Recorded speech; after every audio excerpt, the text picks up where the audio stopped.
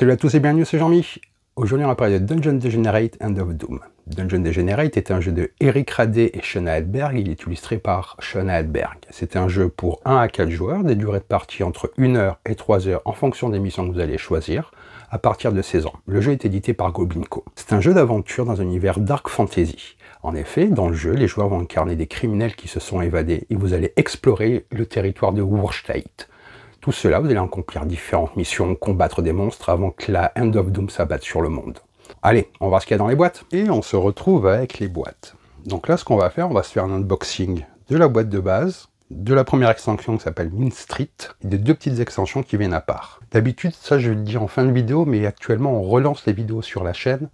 Donc si jamais vous aimez la vidéo, n'hésitez pas à vous abonner à la chaîne, à laisser un commentaire, à liker la vidéo, ça nous permet d'avoir un meilleur référencement et que les vidéos reviennent plus régulièrement de votre fil. Ceci étant dit, on va parler du jeu maintenant. Donc c'est un jeu, c'est un land, voire un dungeon crawler, dans lequel vous incarnez des personnages qui sont évadés de prison, donc des criminels, des gens pas très fréquentables. Le jeu a une direction artistique qui est totalement dingue et un parti pris très psychédélique, on va dire. Ça fait un petit peu penser à Robert Crumb, qui est un auteur de comics des années 50-60, très indépendant. Et c'est vraiment un jeu qui, je pense, sans Kickstarter, ne serait pas disponible. Personne n'aurait pris le risque de l'éditer. D'ailleurs, actuellement, il y a une campagne qui est en cours. Je vous mettrai le lien dans la description de la vidéo. C'est pour moi le meilleur moyen de se procurer le jeu. Ça permet de soutenir les auteurs et l'artiste qui font vraiment un travail très qualitatif de mon point de vue. Donc j'ai l'illustration qui vous annonce la couleur. On va ouvrir cette boîte et on va voir tout ce qu'il y a dedans. Donc, petit fascicule. Il y a un côté très, il ne faut pas que ça sonne péjoratif, mais très fanzine que j'aime beaucoup. C'est vraiment un compliment quand je le dis comme ça. Donc le plateau, on regardera après, parce qu'il est très grand. Donc là, c'est les différents aventuriers que vous allez pouvoir jouer, avec leurs différentes caractéristiques. Donc leur classe, tout ce genre de choses. Vous voyez, il y a vraiment une identité graphique qui est très prononcée. Une direction artistique qui est vraiment sans aucune concession. Celui-là, on l'a loupé. Voilà. J'aime beaucoup celui-là. Vous allez vivre une aventure assez unique dans ce jeu d'ailleurs. Vous allez voyager entre les régions, combattre des monstres, récupérer du matériel. Vous allez pouvoir lier les différentes missions entre elles. Donc c'est entre 1 et 3 heures, comme je vous disais, les parties. Et vous pouvez avoir un lien entre ces dernières pour faire comme une campagne. Il y a vraiment une vibe de jeu de rôle qui est très présente. C'est un open world un petit peu bac à sable, où vraiment, une fois que vous allez vous plonger dedans, si vous appréciez ce genre de jeu, c'est très dur de s'en séparer, de ne pas y revenir. C'est le genre de jeu où à la fin d'une partie, vous remémorez ce qui s'est passé, vous en discutez avec vos amis. Il y a ce côté, comme dans une partie de jeu de rôle, où on refait la partie un petit peu. Donc ça, ce sont les différentes aides de jeu. Toujours avec ce style très particulier que j'apprécie beaucoup. Il y a vraiment tout un univers, tout un lore dark fantasy qui est très développé, très atypique même, on va dire, même pour un univers de dark fantasy, vous allez vous retrouver des références de certains groupes, de certains films. Je ne vais pas tout vous dire, comme ça, quand vous découvrirez le jeu, vous aurez la surprise de découvrir ces easter eggs ou ces références. Donc le jeu est disponible qu'en anglais, hein, bien entendu. Et je vous disais, je pense qu'il y a une vraie prise de risque de la part de l'auteur de l'avoir sorti, parce que c'est un jeu assez unique qui vous offre une expérience qu'il est également. Vous voyez, il y a vraiment beaucoup de règles, donc la mise en place. Il faut bien se plonger dedans. Et ce qui est pas mal, c'est de pouvoir jouer seul. Comme ça, vous pouvez, quand vos amis viennent pour faire une partie, j'adore ces illustrations, vous pouvez, du coup, jouer plus simplement, voire même peut-être un peut faire le maître de jeu s'il en a envie. Parce qu'il y a beaucoup de matériel, beaucoup de cartes, beaucoup de tokens, enfin, le jeu est prolifique et très généreux en matériel de bonne qualité, et surtout avec ses illustrations. Bien entendu, c'est vraiment le genre de jeu, là vous pouvez noter, je sais pas de faire, voilà, l'index très important. Donc ici les missions, il y en a une vingtaine, hein. Ouais, comme ça vous voyez bien, avec à chaque fois le nom de la mission, ce qu'il se passe, les différents embranchements. Il y a aussi un petit côté construire sa propre aventure avec ce côté bac à sable, qui fait que chaque mission, même si vous la rejouez, peut être assez unique, en fonction des joueurs qu'il y a à la table, en fonction des personnages que vous allez prendre, des différentes rencontres. C'est vraiment un jeu où on peut jouer un nombre d'heures assez incalculable. Et le temps, vraiment, moi, à chaque fois que j'ai joué chez des amis, là c'est ma boîte à moi, c'est une expérience, je me souviens encore, alors que les parties datent depuis un petit moment.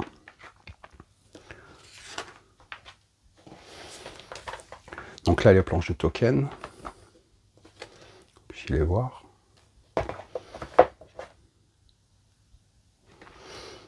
Il y a beaucoup de matériel. Donc ça, c'est les différents personnages que vous avez incarnés. Ce sont les standees pour les jouer. Encore des tokens. Avec du carton, vous voyez, assez épais, de bonne qualité. Toujours important. Et donc là, les cartes et les dés. Donc là, les dés et les standees. Ici, pour tout ranger et tout remettre en place. Donc ça rentre très facilement. Hein. Là, on va faire le tour un petit peu des cartes, que vous ayez une idée.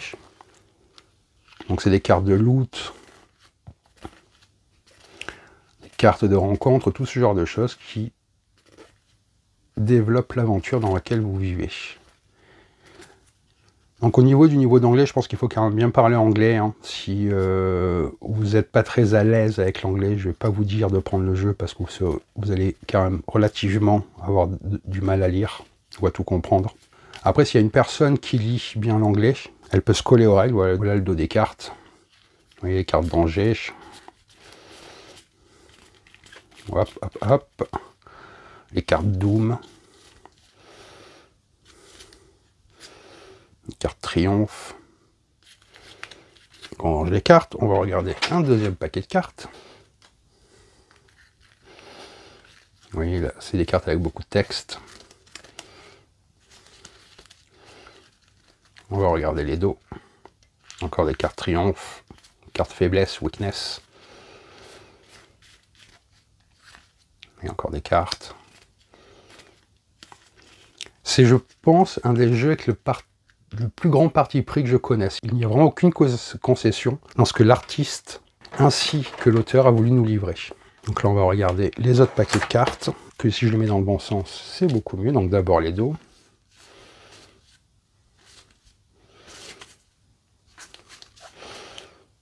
Donc la campagne est en cours, je crois que c'est la 6e ou 5e campagne. À chaque fois, c'est pas des tirages énormes. Comme je vous disais, c'est un jeu assez unique. Le meilleur moyen pour se procurer le jeu et soutenir, c'est donc bien entendu la campagne Kickstarter qui est actuellement, avec encore de nouvelles extensions. Là, vous voyez, il y a vraiment plein de références. Un côté psychédélique également. Plein d'illustrations uniques, ça aussi c'est assez intéressant.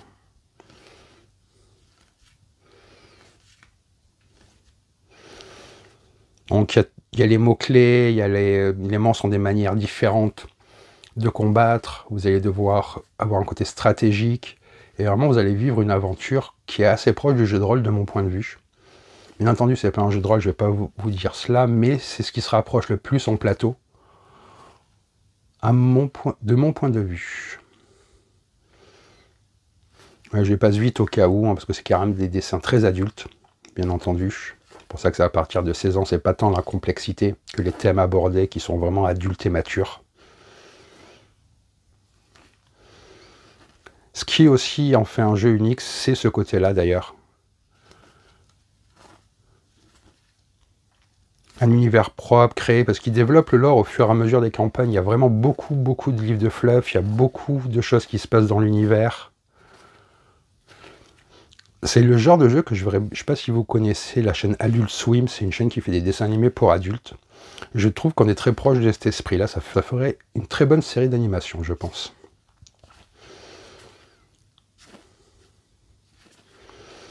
Donc moi je me suis amusé un petit peu à regarder certaines références, elles sont vraiment sympas, certaines ça parle de certains groupes de rock, de métal, de heavy, de choses même plus adultes et moins connues.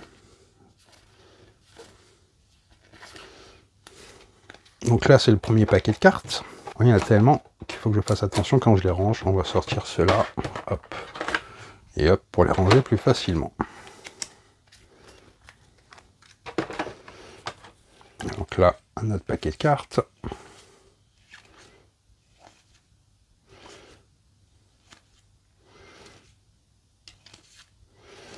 Ouais, je vous montre vraiment que vous ayez une idée de tout ce qui se passe dans le jeu. Sans rentrer en détail, je ferai une autre vidéo où je parlerai plus du gameplay, je vous donnerai mon avis plus détaillé. Mais là, c'est vraiment que vous ayez une idée de la direction artistique et de tout le matériel qui est fourni dans le jeu pendant la campagne. Parce que c'est un jeu de danse où vraiment il faut se pencher dans les règles. Vous allez pas, je ne conseille pas de lire les règles avant de jouer et de lancer la partie dans la même soirée, hein, sinon vous allez vous coucher vraiment tard. Mais si tout le monde connaît les règles avant, vous allez passer un moment assez unique. Vous pouvez aussi mettre des bandes son de films ou de certains groupes pour vraiment être dans l'ambiance, vous allez vous éclater. J'aime beaucoup ces cartes aussi. Sean Hadberg qui fait des illustrations, qui est beaucoup dans le projet. Je trouve qu'il a vraiment un univers qui est très à lui. Il a réussi à s'approprier des codes et à les retransformer pour en faire une œuvre originale et unique. C'est vraiment un jeu indépendant, on peut dire, dans le sens où je pense qu'il n'y aura jamais localisation en français. C'est assez compliqué à localiser, parce qu'il y a déjà beaucoup de public, on va un peu accélérer, mais vous avez eu une idée comme ça de ce paquet de cartes. Oui, ça vous fait vraiment beaucoup de cartes, beaucoup de temps de jeu, beaucoup de variétés. Donc ça, c'est si je ne me trompe pas, ce sont les monstres en fonction des régions. Il y a plusieurs régions que vous allez voir sur le plateau. Chaque région a ses propres monstres. Et comme je vous disais, les monstres ont les pick loot. Les monstres ont aussi leur propre manière de combattre. Donc vous allez vraiment avoir des parties assez uniques qui ne se ressemblent pas à chaque fois, même si vous refaites les mêmes scénarios. Ce qui est toujours quelque chose d'intéressant avec ce genre de jeu, parce qu'on aime les ressortir souvent, enfin moi en tout cas. Et donc là, le dos des cartes de loot encore une fois, et les autres rencontres, et on va un petit peu les regarder. Donc là, c'est du texte, je vais le passer. Je trouve aussi que les règles sont très bien écrites, très claires, même s'il y a beaucoup d'informations. Voilà, et encore. Bon, je pense que certaines références, vous les avez lorsque vous voyez les cartes, n'est-ce pas?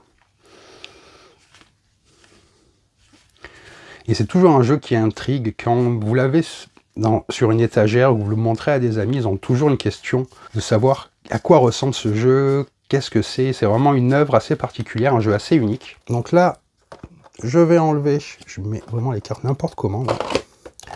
Cela, et je vais carrément vous montrer le plateau qui est assez magnifique. Et après, on va passer aux extensions. Donc là, le plateau, comme vous voyez, il est assez grand. Hop là, on va le mettre en deux, comme ça vous avez une idée de sa taille. Hop. Et hop, donc ce sont les différentes régions que vous allez explorer en fonction des couleurs, les différents monstres, comme je vous expliquais. Vous voyez, un plateau qui est dans le même esprit que le reste du jeu. Vous voyez, c'est un plateau assez imposant. Donc je vais laisser le plateau comme ça et je vais vous montrer les extensions que j'ai. Donc il y a beaucoup d'extensions qui rajoutent de la variété. Donc là, on va regarder une extension qui est un peu l'extension principale, celle à prendre en premier, je dirais, Mean Street. Donc une boîte plus petite. Et on va donc regarder ce qu'il y a dedans. Donc, le livret de règles avec de nouvelles missions. Il y a tout qui est là. Ensuite, encore, c'est avec les différents matériels qu'il existe. Nouvelles aides de jeu pour les monstres. Les nouveaux héros.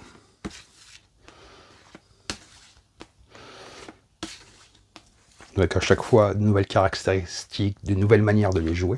Les tokens avec les standees comme précédemment, et les différents tokens qui vont servir. Encore des cartes, donc celles-là, on va juste les regarder comme ça car c'est du texte, comme je vous disais. Nouvelle carte danger, nouvelle carte Doom. Vous voyez, il y a quand même quelques-unes encore une fois. Et là donc, de nouvelles cartes de loot, avec encore une fois une direction artistique qui est juste incroyable. Au cas où ça ne se voit pas, j'aime beaucoup ce jeu, j'aime beaucoup les risques qui sont pris.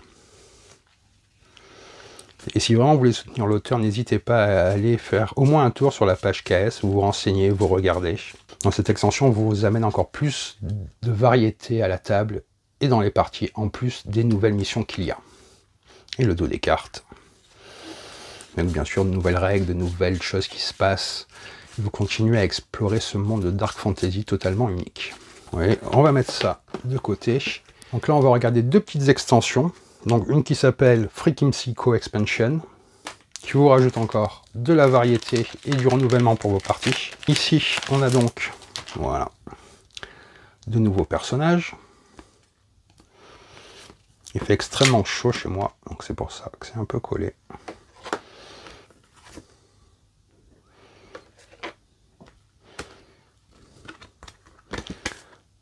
Nouveaux personnages, nouveaux aventuriers. Oui, je ne vais pas montrer à chaque fois, il y a des choses derrière. Vous voyez, il y a une petite histoire.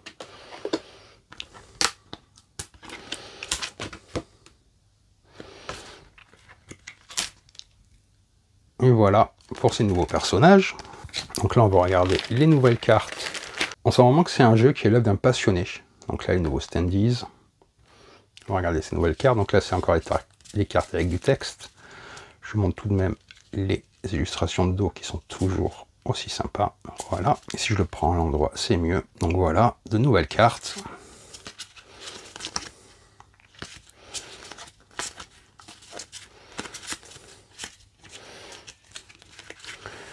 Nouveau matériel.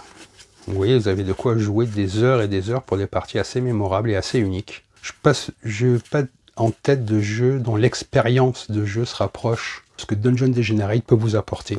Je pense que c'est le genre d'univers assez unique et l'expérience qu'il procure elle est tout autant. Donc si vous êtes curieux et que vous voulez un jeu qui procure une expérience de jeu totalement différente des autres, vous allez vivre une aventure qui se rapproche un petit peu du JDR dans un monde bac à sable. Vous pouvez faire un petit peu ce que vous voulez. Vous ne pouvez que apprécier ce jeu. Donc là, c'est encore une autre extension avec de nouveaux personnages.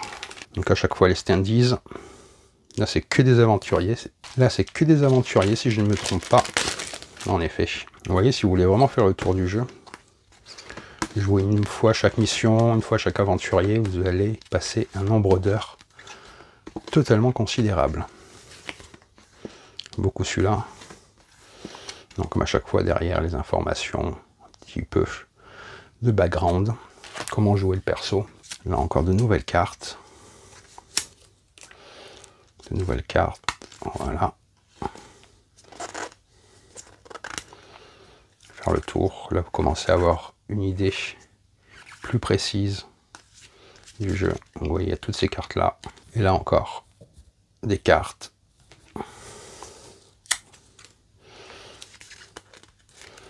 Vous voyez comme ça, vous avez encore beaucoup de variétés.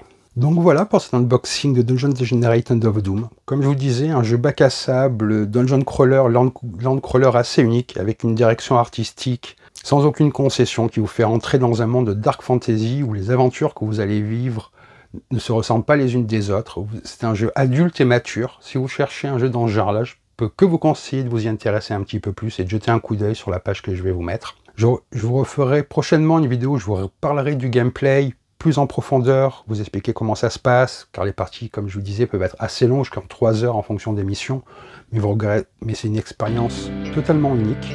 J'espère que cette vidéo vous a plu. Sur ce, je vous souhaite bonne partie et bon jeu!